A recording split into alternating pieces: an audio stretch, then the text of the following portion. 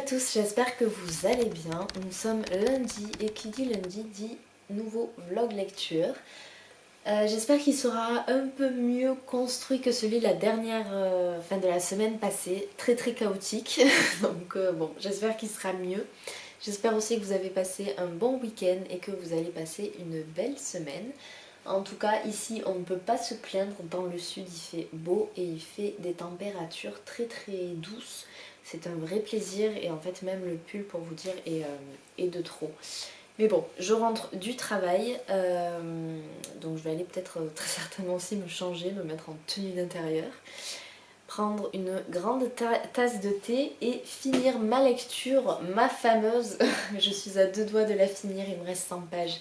C'est Michel Bussy, Maman a tort, donc vous l'avez vu dans le vlog précédent. Là je vais pas plus vous en dire, vous en parler, je vais la finir et ensuite je pense que je vous prendrai pour vous donner mon avis et peut-être faire une petite piqûre de rappel concernant le résumé. Donc voilà, je vous dis à tout à l'heure et peut-être que je vous présenterai aussi ma nouvelle lecture. Hello, nous sommes mercredi midi, je m'apprêtais à aller faire à manger, mais j'ai préféré d'abord vous prendre parce qu'il fait jour, tout simplement.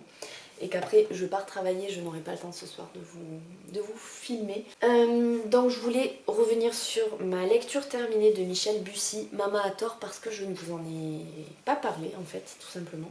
Je l'ai fini le lundi soir.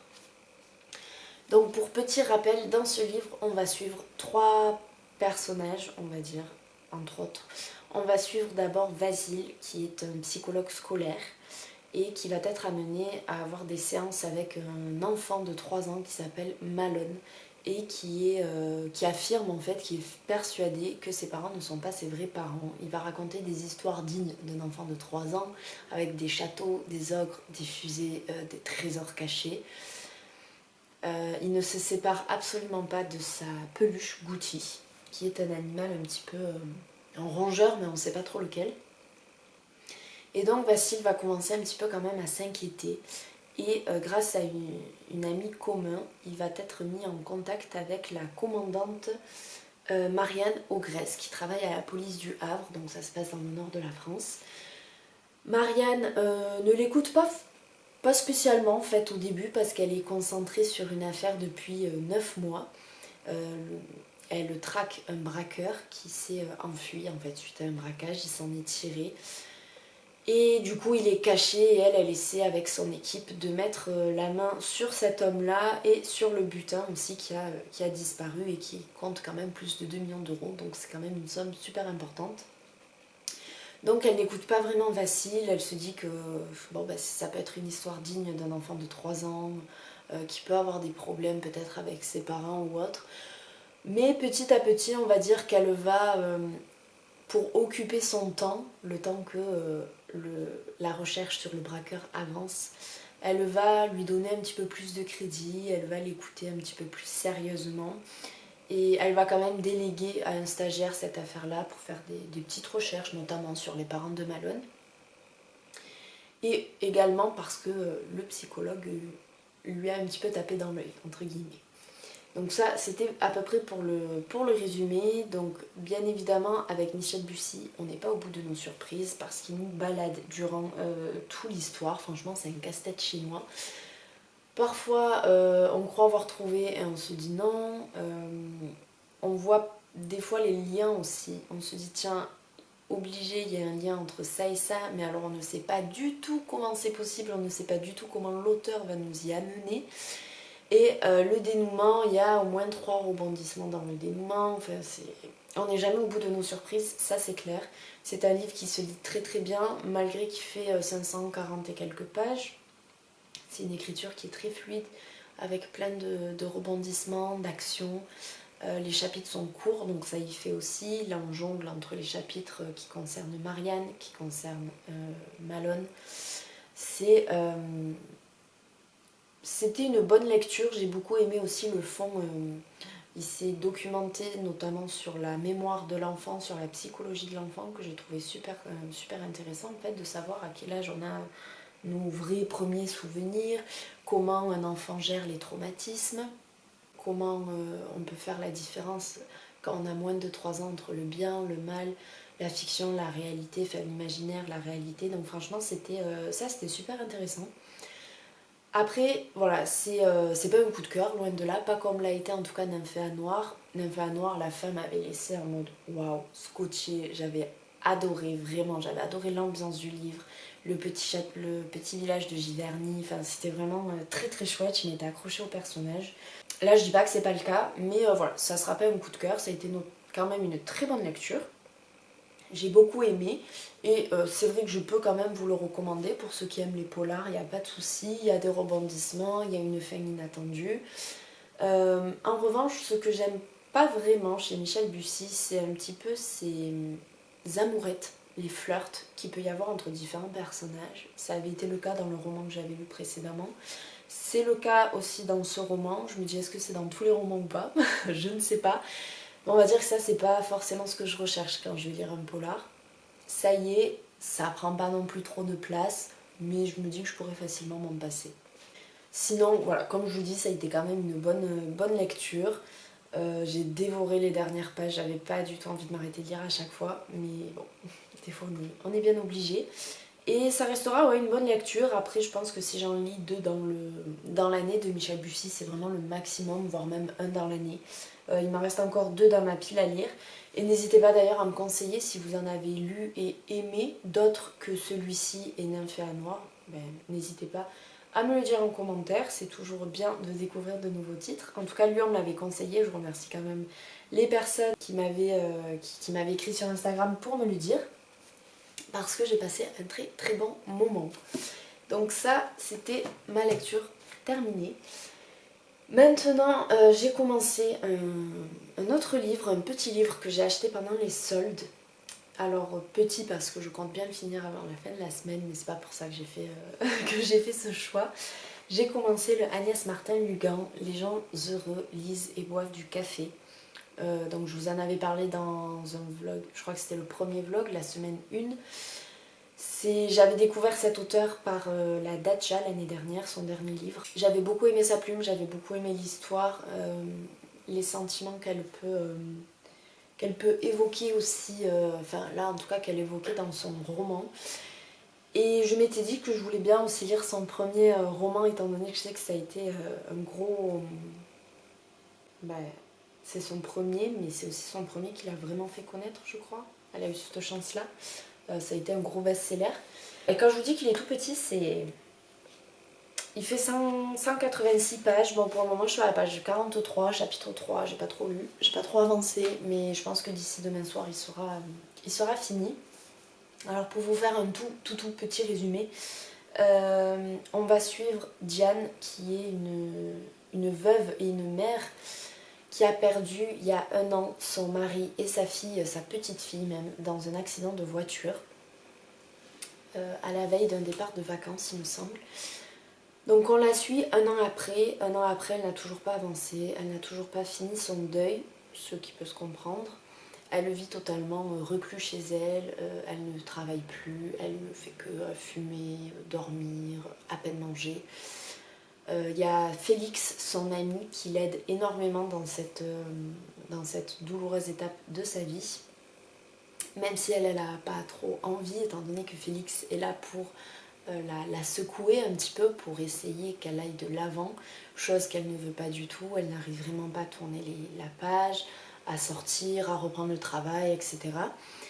Et un jour, Félix...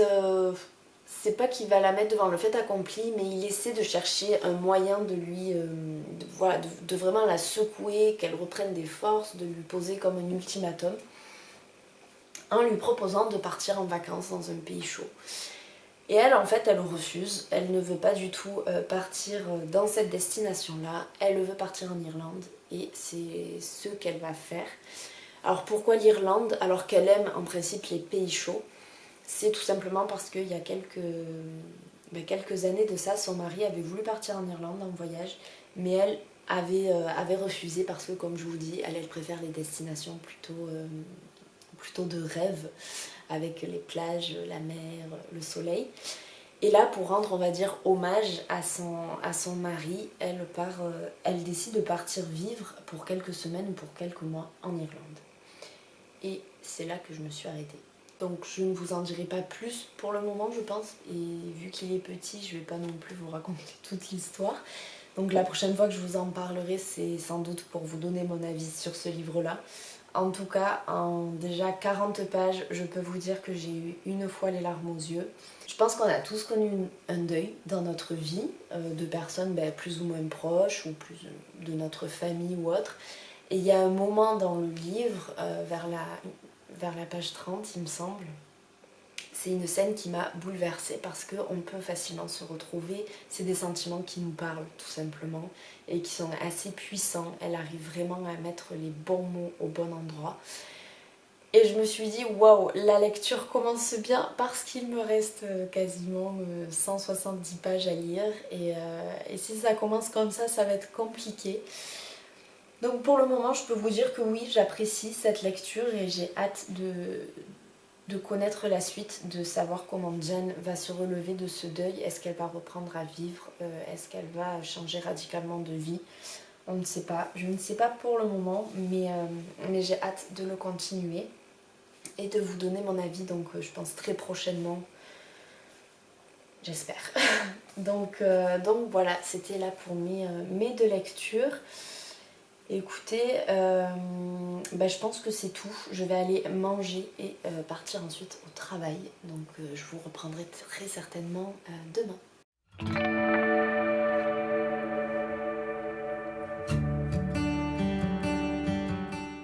Hello, nous sommes vendredi et je voulais vous parler du coup de la lecture que j'ai terminée de Agnès Martin-Lugan, Les gens heureux lisent et boivent du café. Je ne sais pas, je crois qu'on s'était quitté d'ailleurs sur ce livre-là où je vous avais fait un résumé. En vitesse, on va suivre Diane qui a perdu il y a un an son mari et sa petite fille dans un accident de voiture. Donc un an après, elle n'a toujours pas fini son deuil. Et elle a le soutien notamment de son meilleur ami Félix, mais voilà, elle ne reprend pas du tout goût à la vie, elle ne reprend pas sa vie en main. Et en fait, elle ne le souhaite pas non plus, elle aurait préféré mourir avec eux. Et un jour, elle va avoir un déclic, entre guillemets, de partir vivre en Irlande, dans ce pays qui était un pays qu'aimait Colin, qui aurait voulu le visiter. Et donc, elle décide d'y partir pour une durée indéterminée. Donc là-bas, on se doute bien qu'elle va faire des rencontres et qu'elle va peut-être prendre ou non sa vie en main. Enfin, il va y avoir des conséquences forcément de ces rencontres. Et donc, on va suivre cette aventure-là. Je ne vous en dirai pas plus, le livre est assez court, hein. Il fait 186 pages, quelque chose comme ça. En tout cas, c'est une lecture que j'ai adorée, vraiment. Alors, je ne sais pas si c'est un coup de cœur, parce que je le dis très souvent, je crois qu'on passe à ça du coup de cœur ou des choses comme ça, mais souvent c'est quelques jours après que je me dis ah oui, cette lecture a été un coup de cœur. Ça a été le cas notamment de Anna Hop, La salle de bal, où je disais ah on passe à ça du coup de cœur, et en fait non, ça a été un coup de cœur cette lecture. Donc là pour le moment je sais pas, mais j'ai vraiment beaucoup aimé cette lecture. Je l'ai vécue mais à 1000%. C'est parfois teinté d'humour, parce que Diane va se mettre dans des situations cocasses. Son meilleur ami Félix aussi est assez excentrique comme personnage, mais on va dire que l'humour est bien dosé dans cette histoire, parce que trop j'aurais pas apprécié, et là c'est bien dispatché. Par contre, je ne suis pas en accord avec la fin du livre, c'est-à-dire que je ne voulais pas cette fin-là, c'était pas celle que je souhaitais, mais alors attention, ça ne gâche en rien le plaisir de ma lecture et le fait que je l'ai adorée. Je comprends cette fin et j'accepte totalement. Mais c'est vrai que j'aurais voulu qu'elle soit différente. Après, j'ai l'impression que cette auteure, que ce soit dans La Dacha ou dans ce livre-là, j'ai l'impression qu'elle laisse quand même des petites portes ouvertes pour laisser le lecteur justement faire sa propre fin, j'ai envie de dire, ou alors la développer davantage. Voilà, c'est pas des fins qui sont cloisonnées, qui sont bien écrites en mode la fin c'est ça, et pas autrement. Non, là j'ai l'impression qu'elle peut laisser des petites portes ouvertes, voilà, pour nous justement la choisir entre guillemets, ou prolonger en fait cette fin. Donc c'est pour ça que ça ne gâche en rien mon plaisir.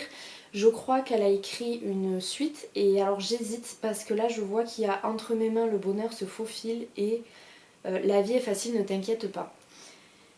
Je ne sais pas lequel des deux est la suite, donc je regarderai sur internet ou alors dites-moi le dans les commentaires si vous l'avez lu et qu'est-ce que vous en avez pensé également. Mais en tout cas j'ai beaucoup aimé cette lecture, elle se lit vraiment très bien, très rapidement. J'ai ressenti les émotions et c'était... franchement j'ai adoré, je me suis trop attachée au personnage de Diane. Ainsi qu'à un autre personnage, mais je dirai pas lequel, parce qu'il n'y en a pas 36 000 dans l'histoire. Bref, ça c'était du coup pour cette lecture. Je vous le conseille fois 1000, même si je pense que j'arrive vraiment après la guerre, parce qu'il a quand même été publié en... Alors je pense en 2014 pour le brochet, et quelques temps après pour le poche. Ouais, 2013 pour le brochet, donc 2014 pour le poche. Donc je pense que vous avez déjà été des milliers et des milliers à le lire, mais bon, mieux vaut tard que jamais comme on dit. Et ensuite, alors ça a été un petit peu la croix et la bannière pour trouver ma prochaine lecture, parce que comme vous savez ce soir il y a ma soeur qui arrive pour passer le week-end avec moi sur Montpellier. Donc de base je voulais commencer Franck Tillier, le manuscrit inachevé, sauf que je n'aurais jamais eu le temps de le finir. Et je sais que c'est une lecture qu'il faut lire assez rapidement parce que voilà, ça nous embrouille l'esprit, c'est un sac de nœuds. Et je voulais pas l'échelonner ou lire 2-3 pages par-ci, 2-3 pages par-là et ne pas être à 100% dans la lecture. Donc je me suis dit tant pis, je vais lire toute autre chose. Et je pense que vous l'aurez compris, cette semaine est marquée par les petits livres, histoire de les terminer et d'avoir l'impression de lire également. Donc hier je me suis dit allez, je vais lire un tout autre registre que je ne lis pas souvent et pourtant que j'adore. Et à chaque fois que j'en lis je me dis oh mais j'adore, je devrais en lire davantage.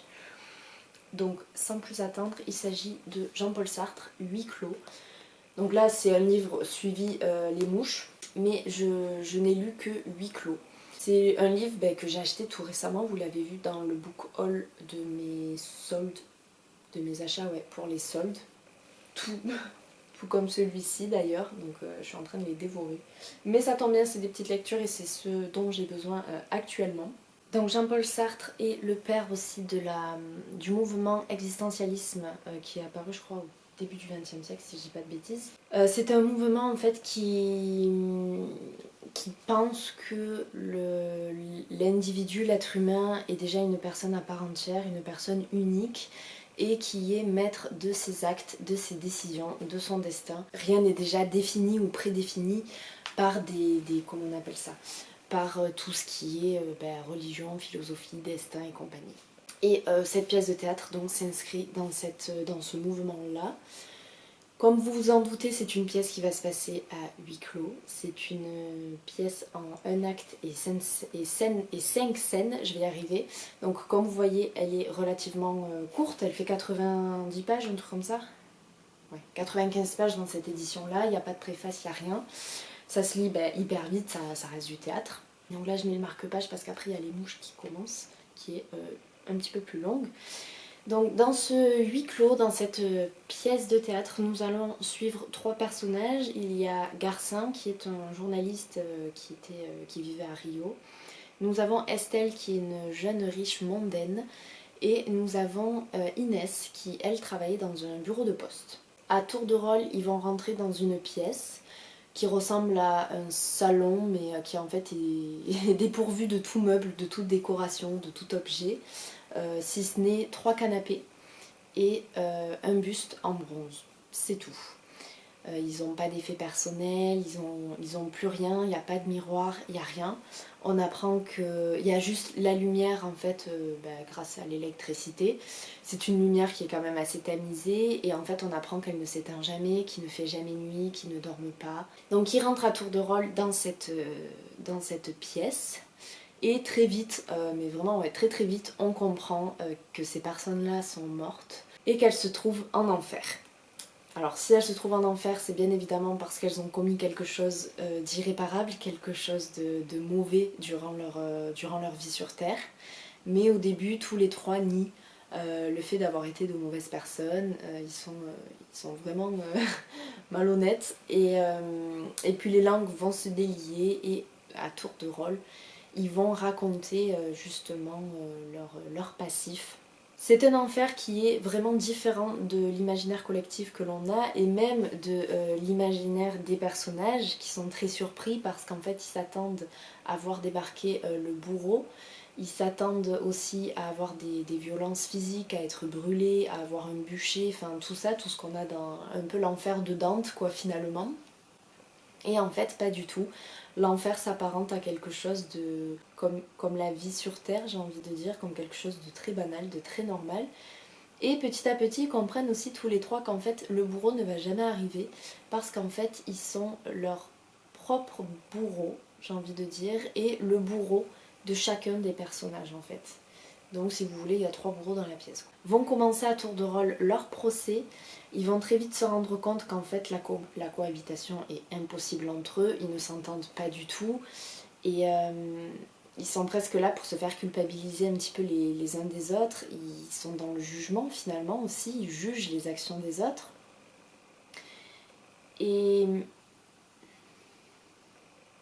Et en fait, ils comprennent très vite qu'ils vont passer l'éternité ensemble, en fait, enfermés dans cette pièce, parce que oui, j'ai oublié de dire que la porte est verrouillée de l'extérieur. Ils comprennent qu'ils vont devoir passer leur vie ensemble. Et donc, Garcin a cette fameuse phrase « l'enfer, c'est les autres ». Je crois la plus connue, en fait, de la pièce, et sans doute d'une œuvre de Jean-Paul Sartre. Donc j'ai bien aimé lire cette pièce de théâtre, j'ai aimé la découvrir parce qu'il me semble que j'en avais lu un extrait durant mes études, mais honnêtement je me rappelle même plus, à part cette fameuse phrase, mais sans plus. J'ai beaucoup aimé, elle est courte, j'ai lu après 2 petites anecdotes. Jean-Paul Sartre, après avoir écrit cette pièce, pensait avoir écrit une pièce comique, drôle entre guillemets, pas du tout, clairement pas du tout. Et j'ai lu aussi qu'il a écrit cette pièce au départ parce qu'il voulait faire jouer 3 de ses amis dans une pièce de théâtre, à lui, mais en fait qu'ils jouent tous les 3 ensemble dans une même pièce, voilà, sans jamais se quitter, donc c'est ce qui a mené à ce huis clos là. Donc voilà, petite anecdote que j'ai trouvée super amusante. J'ai aimé cette lecture, franchement en fait j'aime le théâtre, mais je prends pas le temps d'en lire, parce que ça se lit quand même relativement vite. L'année dernière, j'avais lu qu'une pièce de théâtre, c'était de Ionesco, Le Roi se meurt, mais alors là on est dans le théâtre de l'absurde, mais j'avais aussi beaucoup aimé, c'était court, je l'avais lu en une après-midi. Il faudrait que je prenne plus le temps de redécouvrir le théâtre. Et en plus j'en ai encore dans ma pile à lire qui m'attendent. Donc ouais, donc j'aime beaucoup, c'est un livre, enfin en tout cas c'est cette pièce, je voulais quand même la découvrir. Je sais pas si je vais lire Les Mouches tout de suite, je sais pas du tout, mais...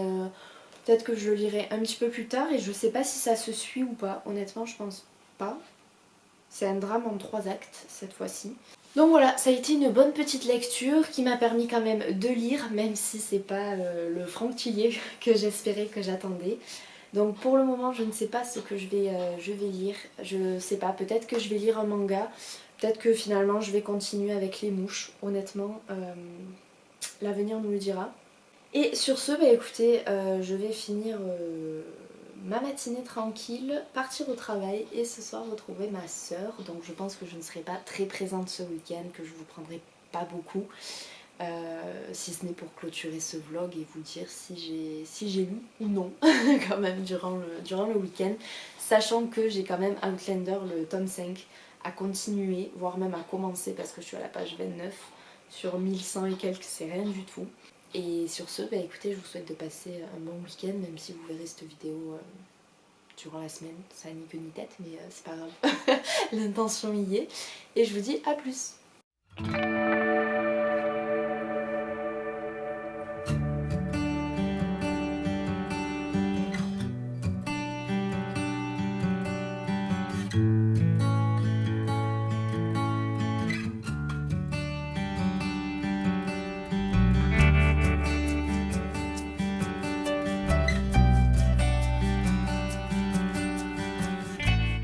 Hello, nous sommes lundi après-midi et je vous prends pour clôturer ce vlog. Donc comme convenu, bon, j'ai passé le week-end avec ma soeur, à travailler également et donc je n'ai pas du tout lu, j'ai tout mis en pause et honnêtement bon, bah, ça fait du bien parce que j'ai pu profiter de ma soeur Eh bien écoutez, ça me manque quand même un petit peu là de ne pas lire. Hier soir je n'ai même pas lu parce que je suis tombée de fatigue, donc je pense que je vais commencer un nouveau livre là cet après-midi, enfin en fin d'après-midi. Et puis voilà, écoutez, pas plus. Je suis passée en brocante comme vous l'avez très certainement vu dans un clip précédent. J'ai acheté 3 livres, franchement j'étais super raisonnable. Et je vous montrerai tout ça dans le prochain vlog. Sinon, j'espère que vous avez passé une bonne semaine, un bon week-end, que ce vlog vous a plu, que vous avez pu faire des découvertes d'auteurs, de titres de livres, que ça va vous donner envie de lire des nouveautés. Et n'hésitez pas, vous, à me donner un petit peu les livres que vous lisez, les noms de vos auteurs préférés. J'aime beaucoup en fait découvrir à chaque fois de nouveaux genres aussi. Donc voilà, écoutez, sur ce, je vous dis à plus tard dans une prochaine vidéo.